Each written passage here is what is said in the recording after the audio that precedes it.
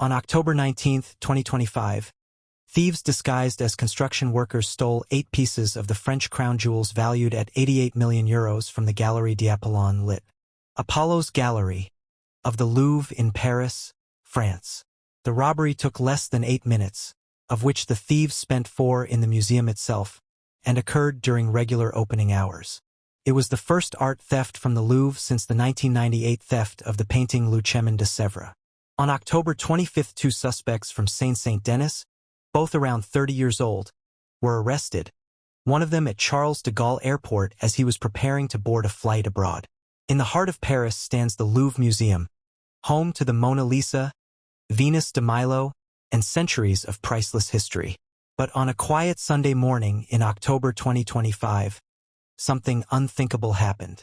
In just under 8 minutes, 4 masked thieves pulled off what's now called the heist of the century.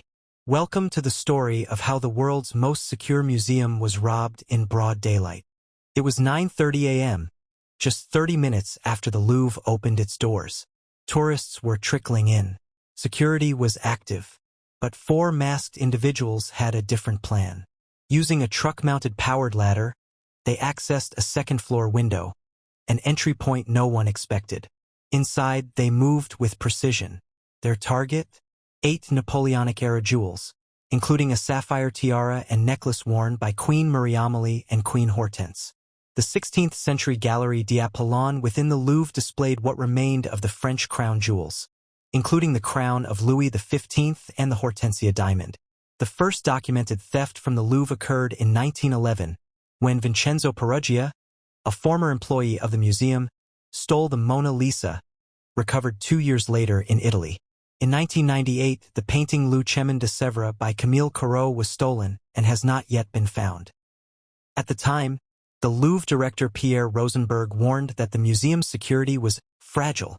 Laurence Descartes, director of the museum, had asked the Paris police to conduct a security audit of the museum. Although recommendations were made after the audit, they were only beginning to be implemented at the time of the robbery. According to labor unions, Louvre security had been undermined by staff reductions, while museum attendance had soared. The Union Syndicale Solidaires issued a statement on October 19, 2025, complaining about the destruction of security jobs at the Louvre.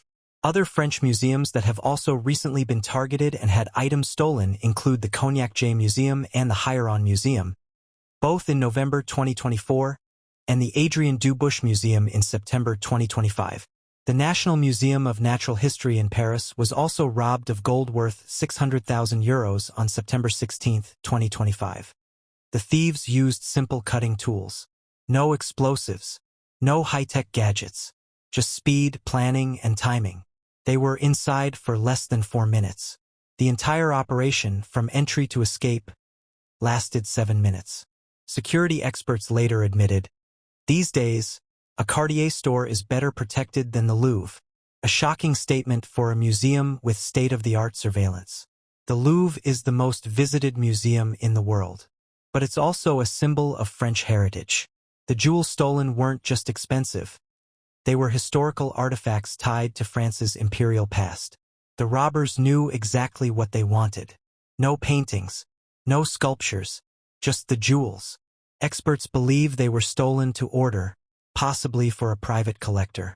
The thieves arrived at the building and entered from the side of the Seine River, bringing tools. They wore yellow and orange vests to disguise themselves as construction workers. 2 members, with their faces concealed with balaclavas, gained entry to a first-story balcony of the building's south side using a furniture lift, which are common in Paris.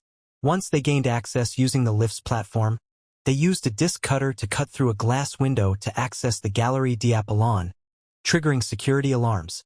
After threatening the guards with their power tools, the thieves took 9 pieces from 2 glass display cases. Leaving the museum using the lift, they met up with 2 other members of the crew who were waiting on motor scooters. During their exit, they dropped the crown of Empress Eugenie in the street, reducing their haul to 8 items. They attempted to set fire to the basket of the lift before fleeing.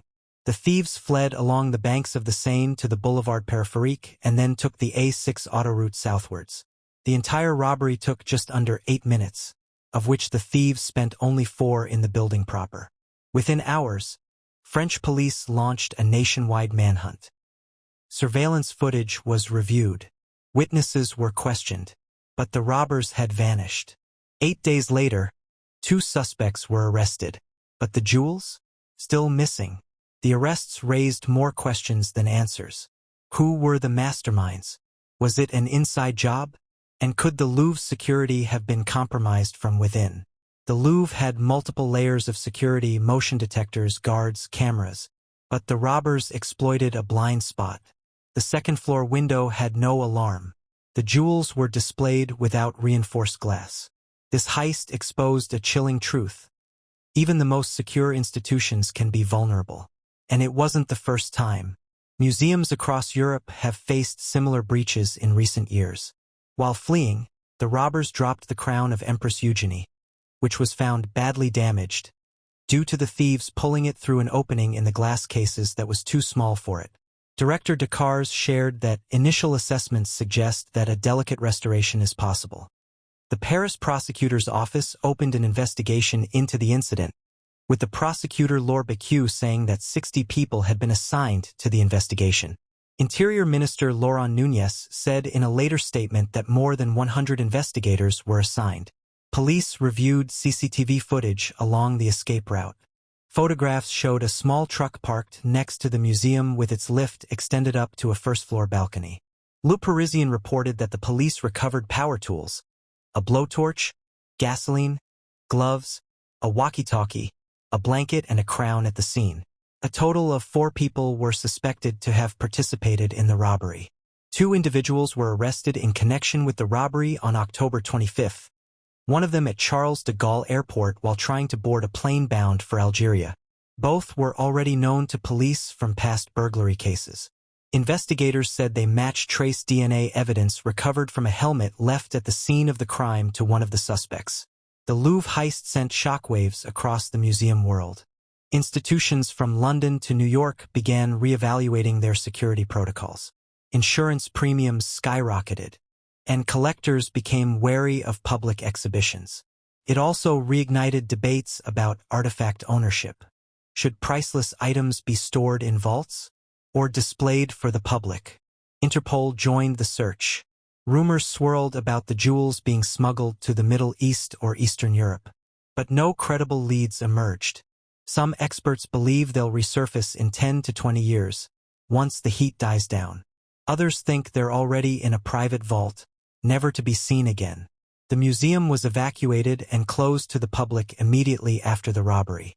Interpol added the jewels to its stolen works of art database on October 20th. The museum reopened on October 22nd, with the Galerie d'Apollon still closed. After the robbery, French President Emmanuel Macron ordered a speeding up of the implementation of the recommendations made during a previous audit. Museum Director Laurence Decars appeared before the Senate's Committee on Culture on October 22, 2025 to address questions by the lawmakers and acknowledged shortcomings in the museum's surveillance systems, noting that parts of the building were not adequately covered by external cameras at the time of the theft. Decars confirmed that she had offered her resignation to the Ministry of Culture on the day of the burglary, but that the offer was declined. Political opponents have used the heist to harshly criticize the current government. Eric Ciotti, the leader of the UDR in the National Assembly, described the heist as an ultimate symbol of the current government's collapse. He also said that by allowing such an event to take place, the entire nation is threatened.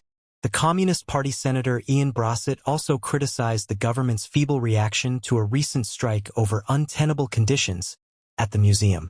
Bacher, the company which made the furniture lift used in the theft, published a social media post that went viral highlighting the speed and quietness of their products.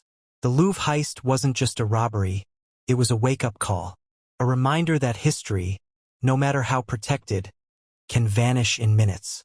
If you enjoyed this deep dive, hit that like button, subscribe for more true crime and history breakdowns, and let me know in the comments.